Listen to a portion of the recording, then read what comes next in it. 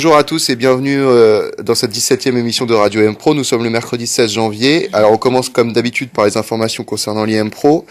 Donc ce samedi, je vous rappelle que c'est un samedi travaillé. Donc il faut donc venir à l'IM-Pro et vous inscrire à l'une des activités proposées. Dans l'actualité de l'IM-Pro, le bal de l'IM-Pro le vendredi 1er février à la salle Salvador Allende. Donc je vous rappelle que pour ne pas payer l'entrée, vous pouvez encore devenir adhérent au foyer. Et tout de suite, on retrouve Tony comme chaque semaine qui nous présente un professionnel de l'établissement. Et Tony, cette semaine, a décidé de s'intéresser à Jean-Fred.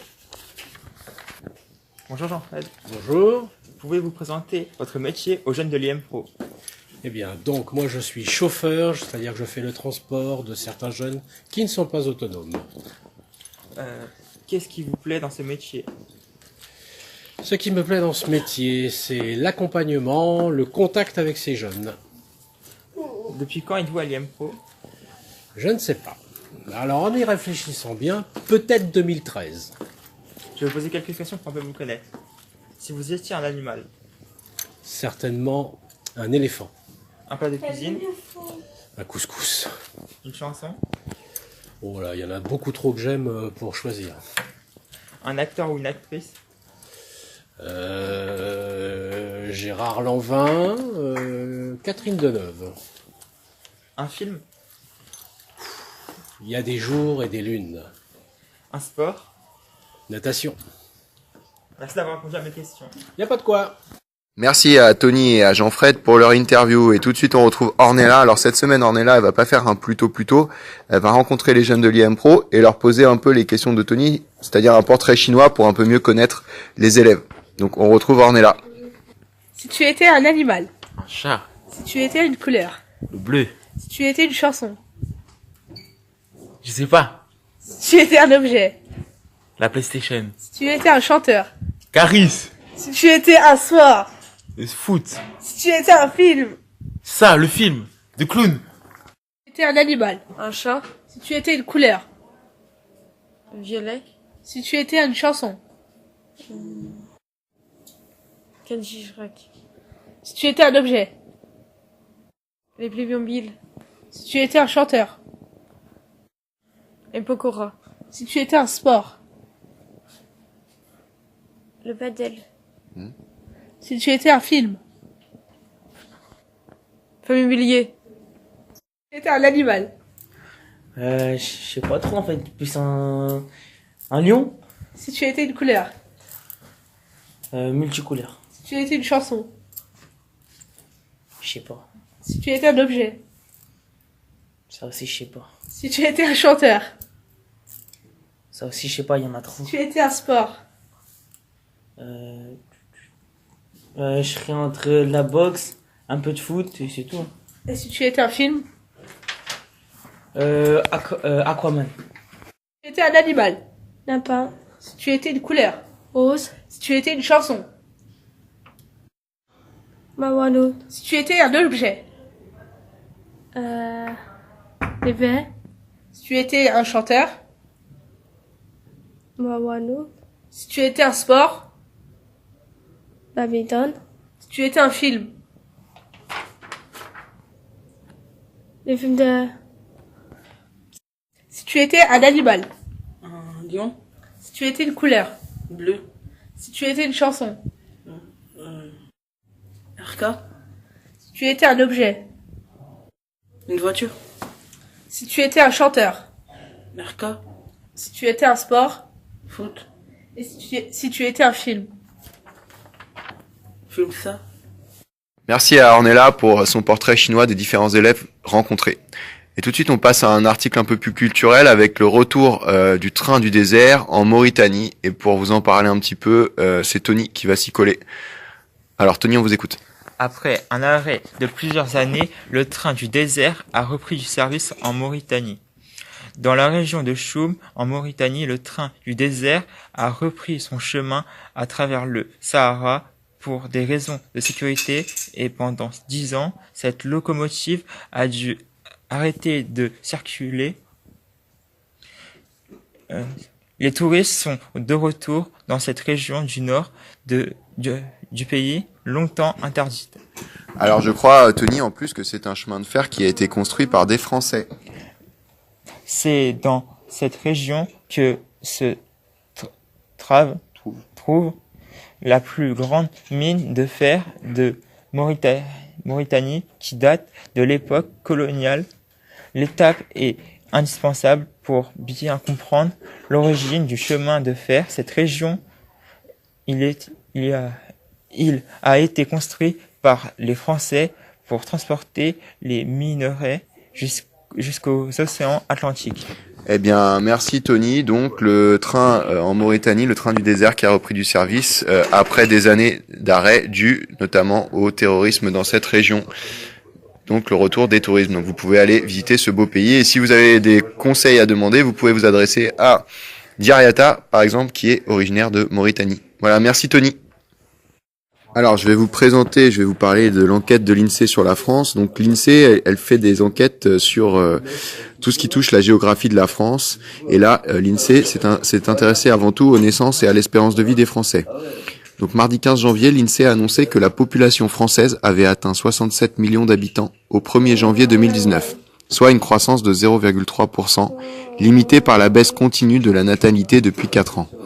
Il y a eu en France 758 000 naissances en 2018, 12 000 de moins qu'en 2017, et 614 000 décès, 8 000 de plus qu'en 2017.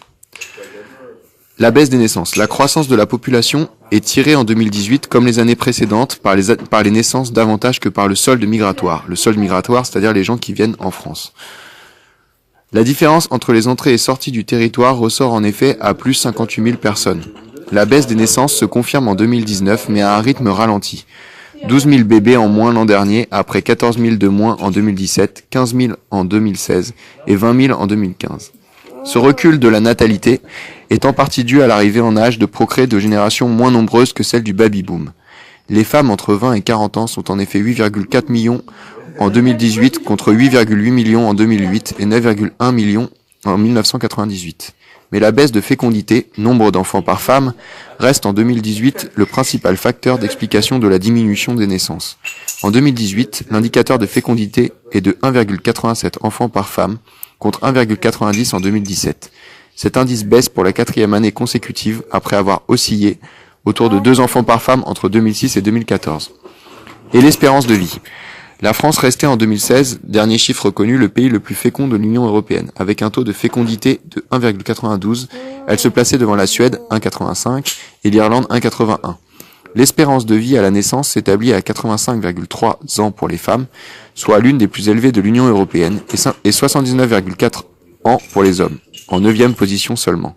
Si l'espérance de vie des hommes progresse, 0,2 ans gagnés depuis 2014, elle régresse pour les femmes qui n'ont pas retrouvé l'espérance de vie à la naissance qu'elles avaient en 2014, de 85,4 ans. Au 1er janvier 2019, une personne sur 5 en France a 65 ans ou plus. Et tout de suite, nous allons passer à une petite rubrique musicale. Donc ce matin, je vais vous passer une musique d'un groupe constitué de 3 personnes. Et ce groupe s'appelle Reggae Worker of the World. Et tout de suite, donc, on retrouve un de leurs extraits. C'est parti.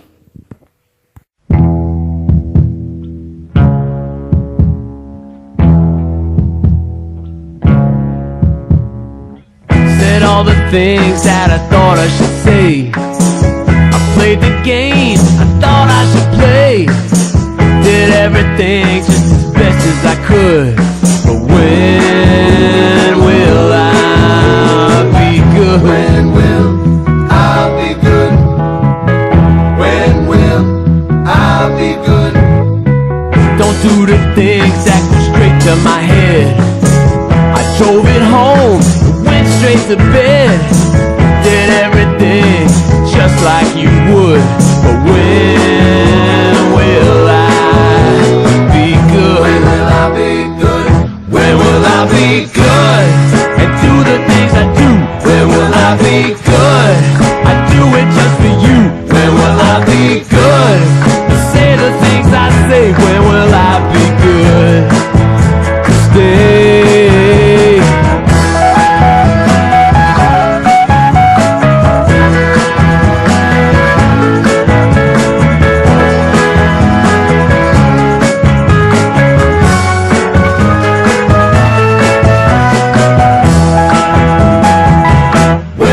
I be good? And say the things I say. When will I be good? And not just for the day. When will I be good? And do the things I do. When will I be good for you? When will I be good? When will I be good? When will I be good? When will I be good?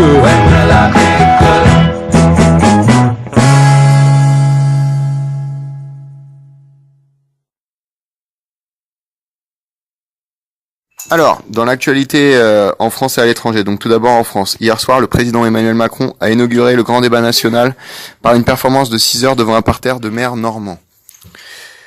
À l'international, Nairobi, la capitale kenyane, a été frappée par un attentat terroriste qui a fait 14 morts. Les députés anglais rejettent l'accord de Brexit. La première ministre Theresa May sort désavouée. Ce rejet plonge le pays dans l'incertitude. Émotion en Pologne après l'assassinat du maire de Gdańsk. Et tout de suite, nous allons retrouver Aurélien pour la chronique sport. Alors Aurélien, je crois qu'il y a du hand et du foot dans le journal des sports de cette semaine. Alors on commence par le hand. Longtemps menés, les Français ont réussi à décrocher le match nul contre l'Allemagne hier soir 25-25 à Berlin. L'égalisation à la dernière seconde de Timothée N'Guessan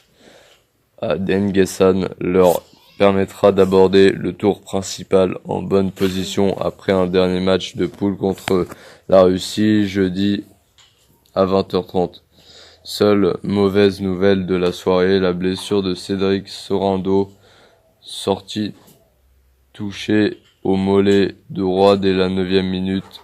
Le capitaine des Bleus passera une IRM mercredi matin et pourrait être forfait pour la suite de la Coupe du Monde. En football, un match en retard. Hier soir, Bordeaux a battu Angers 2-1 avec des buts de Kalou et Karamo. Eh bien, merci Aurélien pour le journal des sports. Monsieur. Et tout de suite, je vais vous faire un petit focus sport sur des affaires d'espionnage qui ont marqué le sport. Récemment recadré par Leeds pour avoir avoué recourir à l'espionnage, depuis des années après s'être fait prendre avant un match face à Derby County, Marcelo Bielsa n'est pas seul dans le monde du sport à utiliser cette pratique peu éthique. Il possède même quelques sérieux concurrents. Alors, dans le basket, les Bulls et la taupe dans le vestiaire. Imaginez un peu la scène. Attention à ce que vous dites. Vous n'êtes pas sur écoute, mais l'un de nous est une taupe. C'est en somme le message que Jimmy Butler veut faire passer à son vestiaire des Chicago Bulls en 2017. Le joueur de 29 ans est alors persuadé que des membres du staff espionnent le groupe et balancent au coach, comme le révèle à l'époque le Chicago Sun-Times, histoire d'avoir des arguments en stock pour se séparer des joueurs par la suite. Le Spygate des Patriots. Malgré un règne de près de 20 ans en NFL, 5 Super Bowls, les Patriots sont sûrement la franchise la plus détestée aux États-Unis. Et leur hégémonie est sans cesse remise en cause, surtout depuis l'affaire du Spygate. En 2007, l'équipe de Bill Belichick et de Tom Brady est prise en train d'espionner les Jets en plein match. Au mépris des règles en vigueur, les Patriots enregistrent en vidéo les mouvements annoncés par la défense des New-Yorkais. La NFL est sous le choc. Face à l'énorme organe qui gère le foot US, la franchise de Nouvelle-Angleterre ne fléchit pas et refuse de donner accès à ses archives vidéo. Le doute est confirmé et dans tous les stades de NFL, Brady et ses coéquipiers sont accueillis encore aujourd'hui par des pancartes avec la mention cheaters, tricheurs. Après son enquête, la NFL condamne le coach Belichick à $500,000 d'amende, les Patriots à $250,000 et elle leur retire le premier choix de draft. Troisième histoire, Christopher Correa, l'espion 2.0 du baseball. Il est sûrement le champion de l'espionnage dans le sport. Christopher Correa, ancien scout pour les Cardinals de Saint-Louis en baseball, a poussé le vice encore plus loin que les autres. Entre mars 2013 et mars 2014, l'espion a eu accès à la base de données informatiques des Astros de Houston, autre franchise de MLB. Grâce à ce piratage, Correa dispose alors des statistiques à l'entraînement et en match des joueurs texans, de leur situation contractuelle, mais aussi de tous les rapports établis par le scout des Astros. Licencié par son club, l'ancien superviseur a été condamné à près de 4 ans de prison et à $276,000 de dommages en juillet 2016. Quatrième affaire, le Stepney-Gate en F1. Son nom a marqué 2 grandes écuries, Ferrari et McLaren Mercedes, car Nigel Stepney a travaillé pour ces deux ogres de la Formule 1. Seul problème, il était employé par le premier et espionnait pour le compte de son rival, et a été licencié lorsque l'équipe italienne a découvert qu'il communiquait des informations confidentielles à Mike Coughlin, membre de McLaren Mercedes. Dans le cadre de l'enquête, la police retrouve chez ce dernier des documents techniques confidentiels de la Scuderia. donc de l'équipe de Ferrari.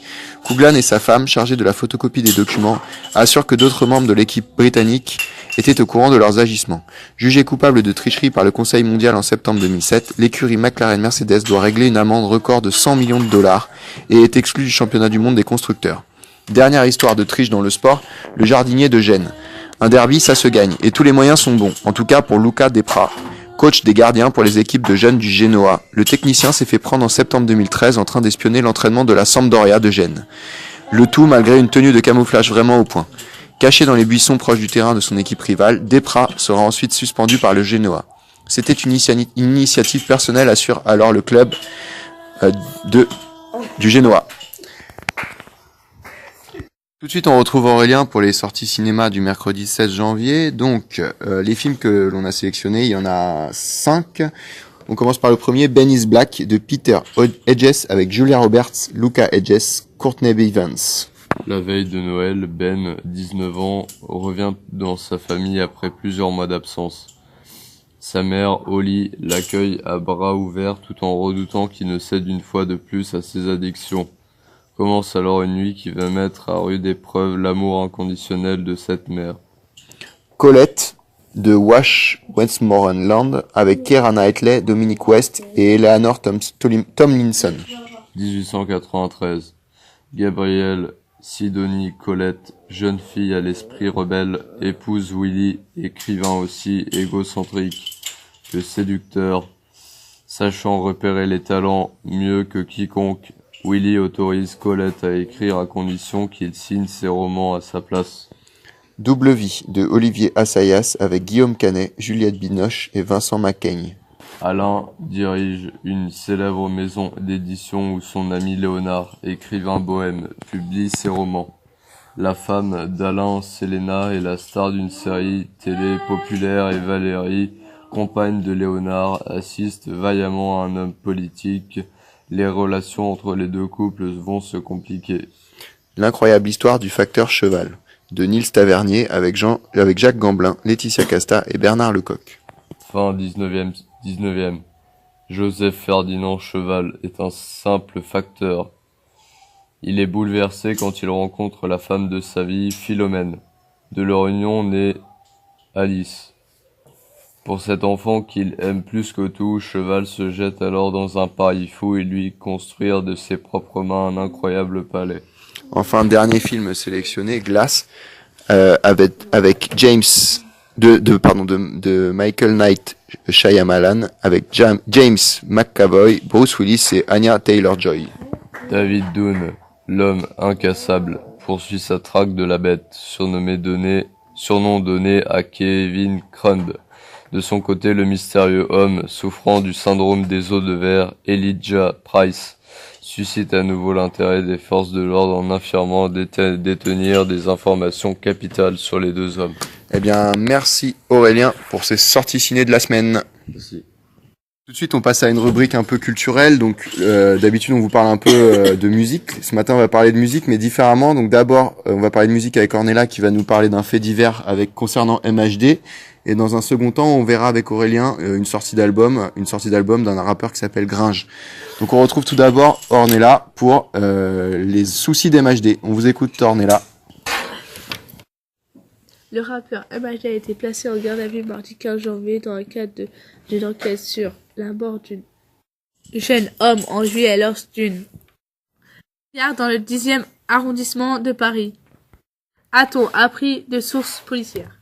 MHD a été placé en garde à vue début de juillet. De 23 ans a été retrouvé mort, issu d'un rixe après avoir été blessé à l'arme blanche.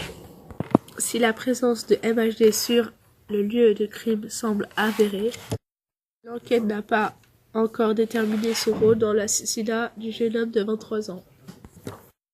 En 2015, alors qu'il était livreur de pizza, MHD Mohamed Silla, de son vrai nom, s'était fait remarquer grâce à son freestyle.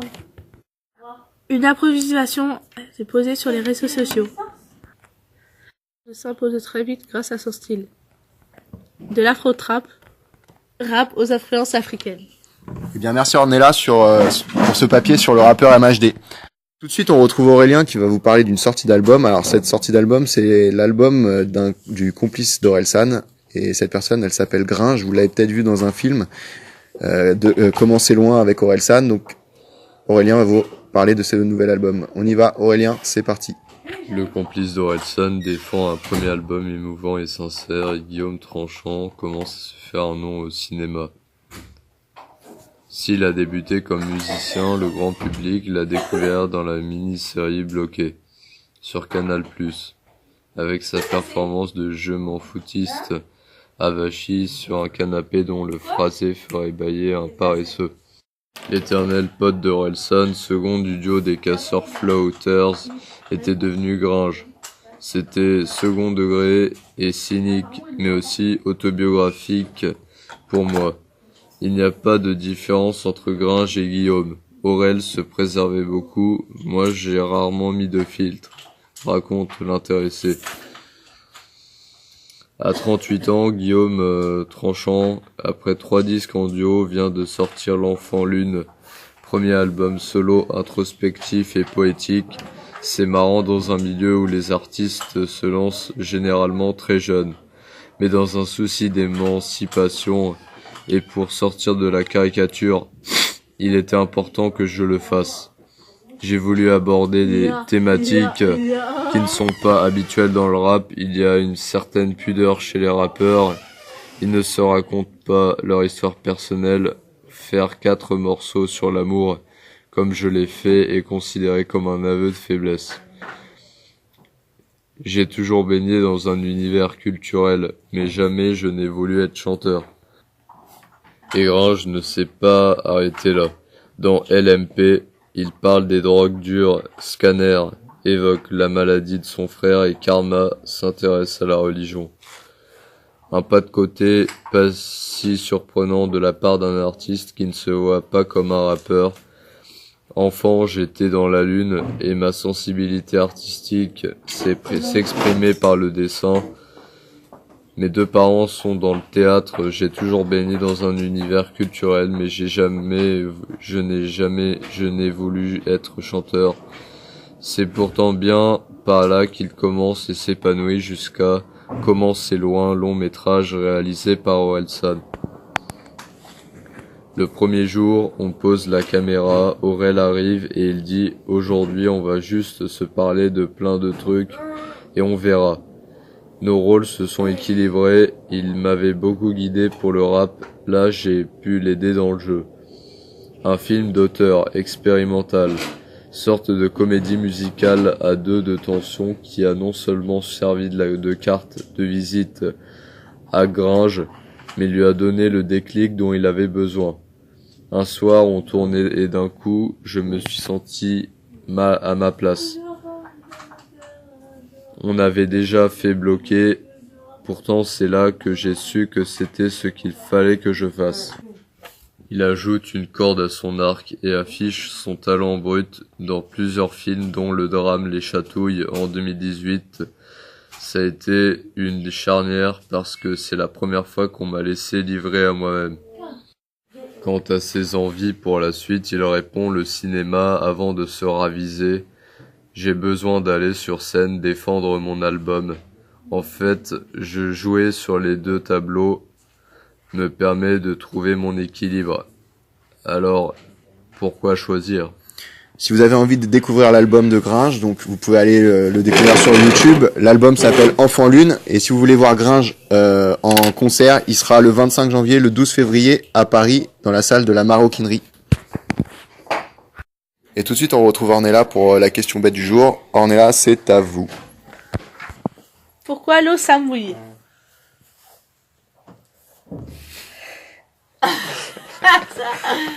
Pourquoi l'eau ça mouille? Parce que c'est une sensation. D'abord, le fait que ça mouille, c'est parce que nous, on a un corps avec une peau avec une certaine sensation. On est plus habitué à être en contact avec de l'air parce qu'on est des personnes qui vivent dans l'air et on n'est pas des mammifères aquatiques. Enfin, on n'est pas aquatiques. Et donc, quand on est en contact avec l'eau, ça nous fait une sensation particulière. On a le sentiment que ça nous mouille. Bien. Pourquoi l'eau ça mouille? Je bug. Pourquoi l'eau ça mouille? Eh ben, parce que... je sais pas. Je sais. Pourquoi l'eau ça mouille?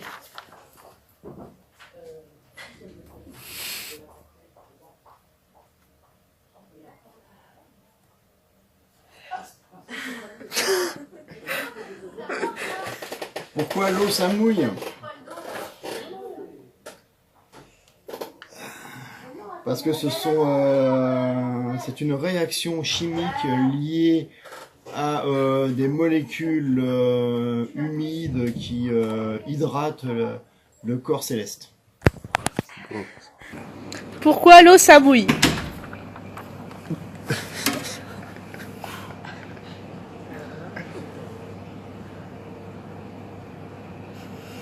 Bug. Bon, c'est pas grave s'il n'y a pas de réponse. On vous laisse réfléchir. Parce que c'est de l'eau, ok. Ma vie, une fraise sur un cheval, ça fait tagada tagada. Oui. Pourquoi l'eau ça mouille? Quoi? Pourquoi l'eau ça mouille? Pourquoi l'eau ça mouille? C'est quoi cette question là? Pourquoi l'eau ça mouille? Question bête. Parce que c'est mouillé. Voilà. Alors merci à Ornella pour la question bête du jour.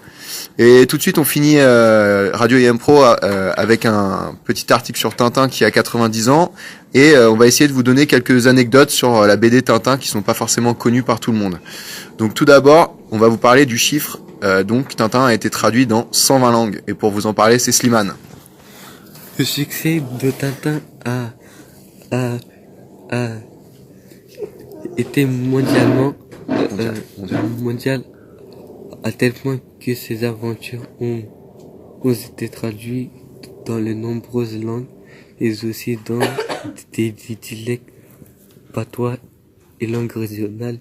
Tu peux trouver certains tomes en créole réunionnais, en wolof, langue parlée au Sénégal, en tweet, dialecte des Pays-Bas ou encore en joual français québécois, sans oublier les patois que compte la Belgique, pays d'origine du héros.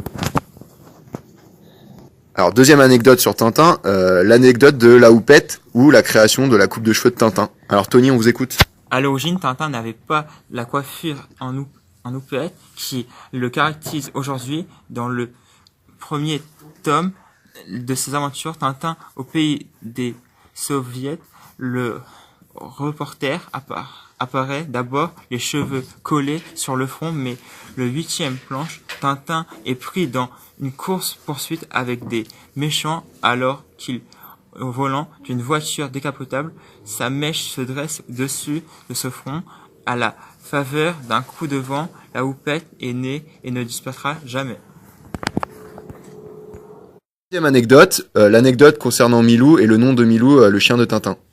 Milou, c'était le surnom de la première petite amie Hergé quand il était adolescent et s'appellerait Marie-Louise, mais on l'appelait Milou. Quatrième anecdote sur Tintin, la création des Dupont, des personnages des Dupont. Les Dupont qui sont reconnaissables ainsi, Dupontet à la moustache droite, alors que celles de Dupontet rebiques sur les côtés sont sorties de l'inconscient d'Hergé. Le père d'Hergé, Alexis, avait un frère jumeau, Léon. Toute leur vie, ils sont sortis ensemble, ils se sont habillés de la même façon, ils ont porté la moustache à la même époque, ils ont changé le chapeau en même temps. Hergé n'a pas pensé une seconde à eux quand il a créé le personnage des Dupont. Alors, cinquième anecdote, le capitaine Haddock et ses jurons. Les jurons du capitaine Haddock font le bonheur des tintinophiles. Ectoplasme, Bachibouzouk, Jocris, Protozoaire, la liste est longue. L'inérable capitaine, présent sur la plupart des couvertures d'albums de Tintin, exprimait ses colères par une bordée de jurons, tous plus savoureux les uns que les autres. Des insultes dont Hergé avait été la cible lui-même. Hergé se trouvait sur un marché, il y avait là une marchande des 4 saisons, qui alors qu'il émettait un doute sur la qualité d'un produit, s'est entendu traiter de pacte à 4, sur un ton tellement fort qu'Hergé s'est dit « la sonorité joue ». la création de la fusée rouge et blanche de Tintin. 15 ans avant le premier pas de l'homme sur la Lune, Hergé envoie Tintin sur le satellite de la Terre à bord d'une fusée rouge et blanche devenue mythique. Aujourd'hui, le milliardaire Elon Musk, qui se veut le pionnier du tourisme spatial, s'en inspire. Elle est remise à l'honneur par le patron de Tesla, qui dit clairement que dans les fusées qu'il prépare, il rend hommage à Hergé.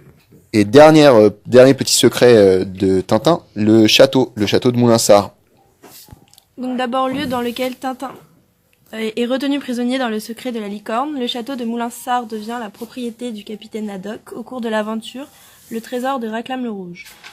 Pour dessiner ce château, Hergé ne s'est pas servi que de son imagination, il s'est aussi inspiré d'un autre château, bien réel celui-ci, le château de Cheverny, dans le Loir-et-Cher. À une petite différence près, il a supprimé les ailes du château pour ne garder que le bâtiment principal. Et tout de suite, on retrouve Janice pour la météo de votre fin de semaine. Alors demain, Janice, le ciel, il sera comment? Il sera... Oui, il fera moins 2 degrés le matin et 7 degrés l'après-midi. Super. Et le vendredi, il y aura... Le temps sera, pardon. Il y aura quoi? Il y aura des... nuages. Il y aura des nuages sur tout le pays. Il fera moins 1 degré le matin et 4 degrés l'après-midi. Super, Janice. Et qu'est-ce qu'il va peut-être y avoir ce week-end? Est-ce que vous pouvez dire? Il va peut-être y avoir de la neige. De la neige peut-être ce week-end, oui, d'annoncer. Eh bien, merci Janice pour la météo. C'est déjà la fin de la 18e émission. Merci d'avoir écouté la radio. Bon week-end à vous. Et on se retrouve à la semaine prochaine. À la semaine prochaine.